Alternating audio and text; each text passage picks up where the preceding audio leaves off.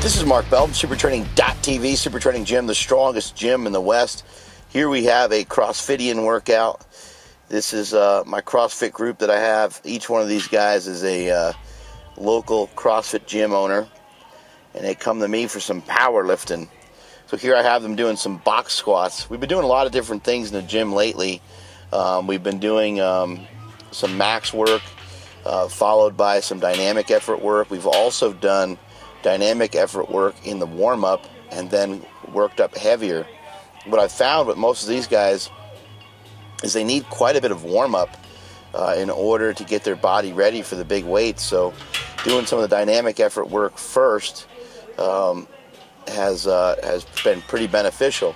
On the other hand, doing some of the doing max effort work first puts them in a fatigued state, and then I can drill them and have them go through their dynamic effort work fast, one guy after another, trying to never really leave the bar empty. And that has been effective as well, because now they're in they're training in a fatigued state, and that's exactly what CrossFitters are after in the first place. Many of the WODs that they do and many of the different things that they do, they're already training in a pretty fatigued state. So whether you're doing CrossFit or playing football or basketball or whatever, I would recommend both styles to be very effective. But the latter one, the max effort work first, followed by the dynamic work, seems to be maybe even a little bit more well suited for those that need more conditioning. It's going to be hard to try to concentrate on conditioning before you go heavy.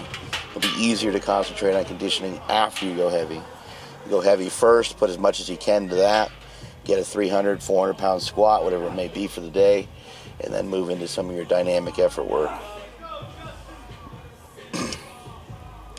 These guys are always working hard. It's a great group to have, and as I mentioned many times before, we do a lot of squatting and a lot of deadlifting on this day. Sometimes 2 squat movements and 1 deadlift movement, or 2 deadlift movements and 1 squat movement. Just really kind of depends. This is Arturo Fernandez, former Army Ranger. He's built up quite a bit of strength. You never know what these guys are going to be able to do when they come in, due to the fact that they may have been training their asses off for like the last 2 weeks. They may have gone to competition. They may have done some crazy weird shit in their gym. You just really don't know what they've done. So a lot of times, we talked about that fatigued state. A lot of times they're coming in with that fatigued state anyway. This is Travis Cassidy. He's the owner of East Sacramento CrossFit, and per his body weight, he's extremely strong. His deadlifts and his squats are coming along nicely. This is Ben Alderman. Ben Alderman squats around 400 pounds. I think his best is around 415 or so. It's kind of interesting as you get to this, as you get to see some of these guys train together and do certain things together, how they're not that far off from each other sometimes in terms of strength.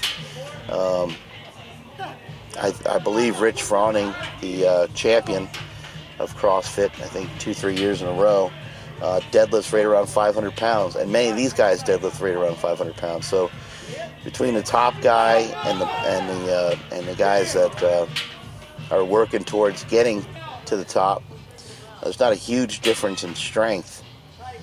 There's some big differences throughout some of the skills that they do. Some of the Olympic lifting, like for example, Rich Froning is extremely efficient on many of the movements, and therefore he's able to plow through them much more efficiently than most. Now we got these guys moving into a band deadlift, and you can see we got the barbell raised off the floor a little bit. What I've noticed with these guys, they're thin, they're athletic, and if we do deficit deadlifts, they actually lift more or the same as they would off the floor, and that's because it's teaching them somewhat of an artificial tightness. And here we were taking all tightness away by having the bar raised up off the floor. Most of these guys hate this movement more so than full range, and more so than deficit pulls. So we boost the weight up a little bit, and they actually tend to lift less. But what we're after here is to find the weak points and attack them. We also do rack deadlifts sometimes, where the weights are up even higher, closer to the knee. And I actually have an invention that you guys are going to see in about 3 weeks. You'll see it in about 3 weeks. It's just a prototype, so who the hell knows what it'll look like. But it'll help solve some of the mumbo-jumbo of trying to have weird boxes to deadlift off of and different mats and so on and so forth. You can see here they're doing triples. It is very common for me to have these guys doing sets of 2, sets of 3, sets of 5. We do singles quite a bit as well. But in my opinion, it's important to have these guys really get that work capacity down.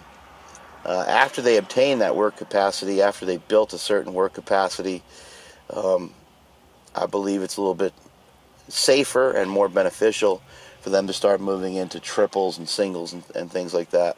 I also have them do, many times in a workout, have them do sets of 5 going into some max singles. A good strong pull by Justin Riley. His deadlift's coming along great. And that is it from supertraining.tv.